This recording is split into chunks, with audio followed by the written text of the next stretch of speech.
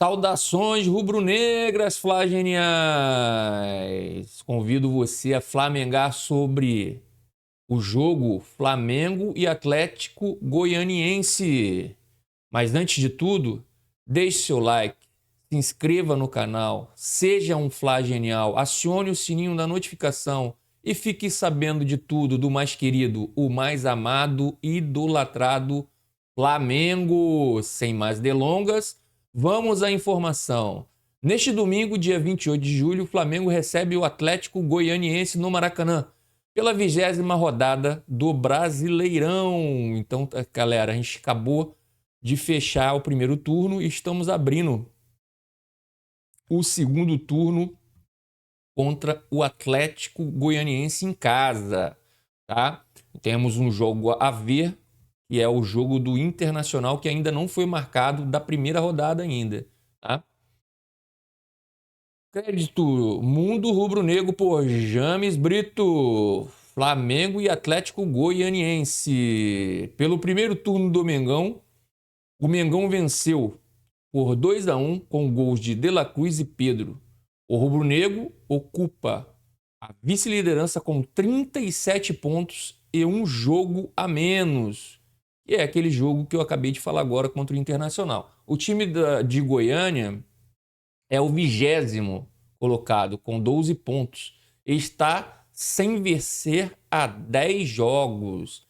Expectativa para a quantidade de flamenguista no Maracanã é de 53 mil torcedores para apoiar o rubro-negro rumo ao retorno à liderança do Brasileirão. Segundo o Vene Casagrande, o time deve ir a campo com os seguintes nomes: Rossi, Varela ou Wesley, Fabrício Bruno, Léo Pereira, Vina, Alan ou Pulgar, De La Cruz, Arrascaeta e Gerson. Bom, pessoal, vou abrir um parênteses aqui, tá? Vamos torcer que nessa partida possamos ter uma intensidade maior, tá? E um comprometimento tático que não vimos na última rodada contra o nas últimas, né, rodadas contra o Criciúma e o Vitória. Manter a marcação alta e ter criatividade para romper o paredão defensivo com pelo menos 9 jogadores. Eu acho que vai ter esse paredão aí. E provavelmente o Atlético Goianiense o fará nessa partida, cara. E parar de deixar a torcida cuspindo abelhas africanas. Em todo final de jogo, apesar das vitórias, puta merda, difícil, porque além das vitórias, existe um jogo, né? E esse jogo está sendo ruim. O Flamengo não está produzindo absolutamente nada ofensivamente, tá? E ao contrário disso, a gente na defesa está deixando a desejar, tá? Em relação à escalação, tá? Eu faria as seguintes trocas para mesclar o time, né? Ter uma mescla, tá? Por termos o Palmeiras na quarta-feira, né? Pela Copa do Brasil, tá? Então seria as mudanças que eu faria, tá? Colocaria o Wesley no lugar do Varela, Léo Ortiz no lugar de Fabrício Bruno, Ayrton Lucas no lugar de Vina, Luiz Araújo no lugar do Gerson, Gabigol no lugar do Pedro. Essa é a minha escalação para esse jogo, né? E seria mais ou menos assim, a escalação ficaria desse jeito, tá? Eu colocaria o lateral direito Wesley, zagueiro Léo Ortiz e Léo Pereira, lateral esquerdo Ayrton Lucas, volantes Pulgar e De La Cruz, meia armadura Arrascaeta, atacantes Luiz Araújo, Cebolinha e Gabigol. Tá? Essa seria a minha escalação. Por quê? Porque o Atlético Goianiense, gente, o Atlético Goianiense é o lanterna do campeonato. E a gente vai ter uma sequência muito forte, né?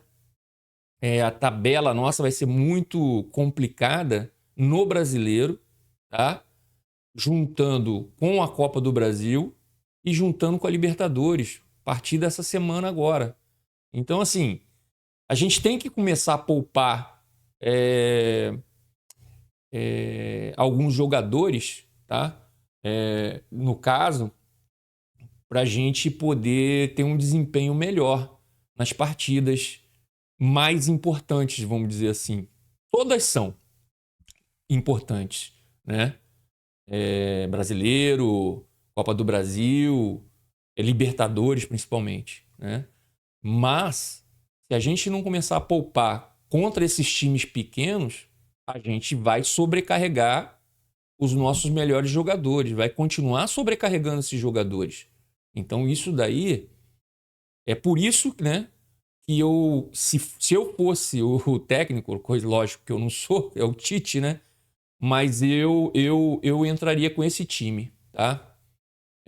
Wesley, Léo Ortiz, Léo Pereira, Ayrton Lucas, Pulgar, De La Cruz, Arrascaeta, Luiz Araújo, Cebolinha e Gabigol. É uma mescla, entendeu? Para a gente poder ter uma condição melhor, né? De jogo nos próximos jogos e os jogos mais importantes. Se a gente tem esse jogo no Campeonato Brasileiro contra o Atlético Goianiense, por que não poupar? Por que não mesclar esse time para a gente ir com com alguns jogadores importantes mais descansados para essa partida, né? Então eu colocaria esse time, tá bom? Vamos dar uma olhadinha agora aqui, tá? Deixa eu pegar aqui no site da CBF. Vou colocar aqui para a gente dar uma olhada no site da CBF. Só um minutinho aqui, peraí, deixa eu pegar aqui.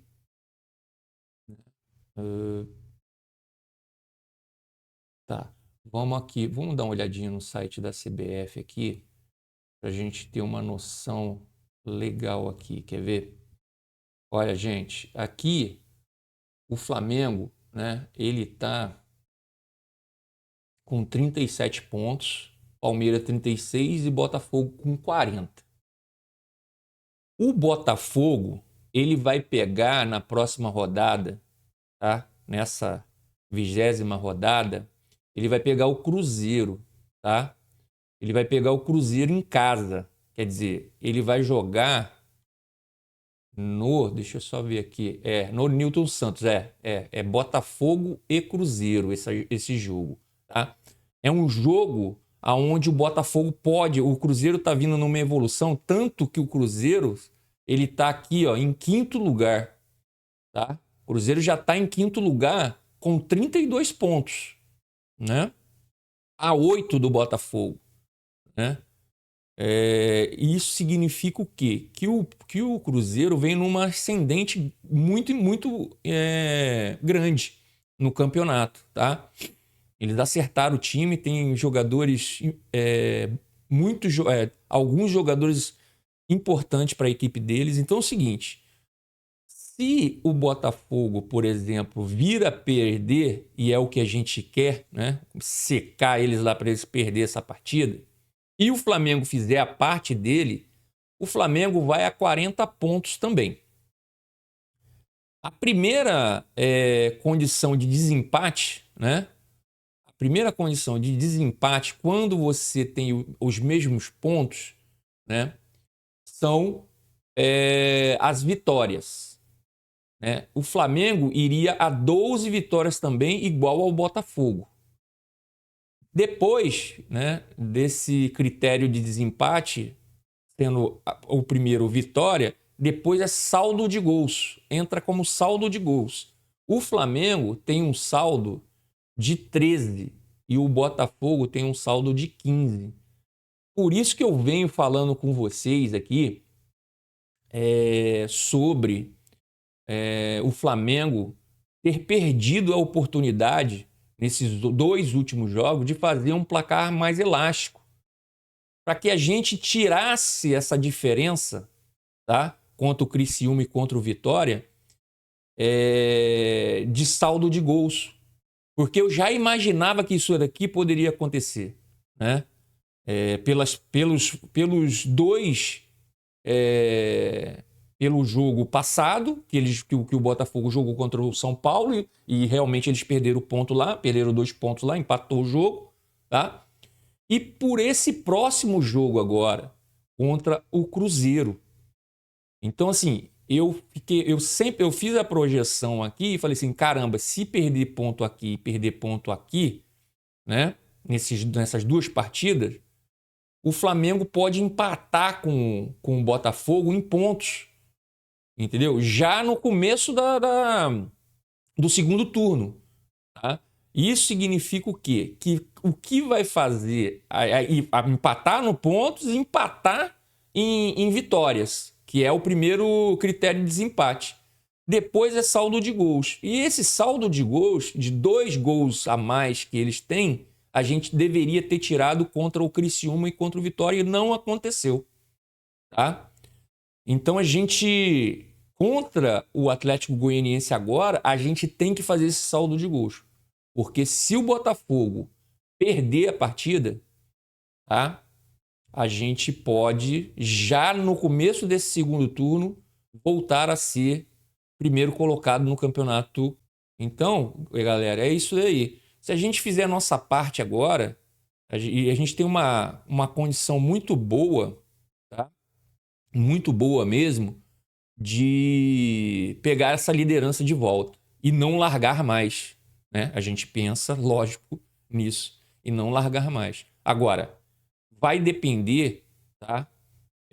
Da entrega dos jogadores. Eu sei que o Tite anda errando aí em algumas situações, tá? Mas ele não erra sozinho, não. Ele pode errar, mas ele erra e a equipe também erra dentro de campo. Os jogadores, não a equipe em si, mas os jogadores precisam deixar mais alguma coisa dentro de campo. E eu bato na tecla, eu estou sendo repetitivo e você sempre, porque a intensidade é fundamental para que a parte técnica e tática sobressaia. Se não existir transpiração, não adianta que a gente vai esbarrar em times com investimento e equipes muito piores do que a nossa e eles vão conseguir tirar pontos da gente, tá? É difícil, é complicado, mas a gente tem que fazer isso. A gente não pode deixar que a nossa intensidade ceda pontos para adversários menores que não estão na disputa do título, tá? Não estão disputando o título com a gente. Estão lá em últimos colocados e a gente sofrendo para ganhar desses times. Isso não pode acontecer nesse jogo, né? Não poderia ter acontecido contra o Atlético, contra o Criciúma e nem contra o Vitória. E não pode acontecer contra o Atlético Goianiense agora, tá? Então é isso, pessoal. Obrigado por flamengar comigo. E não se esqueça, o único rubro-negro que existe é o Flamengo. O resto é tudo vermelho e preto.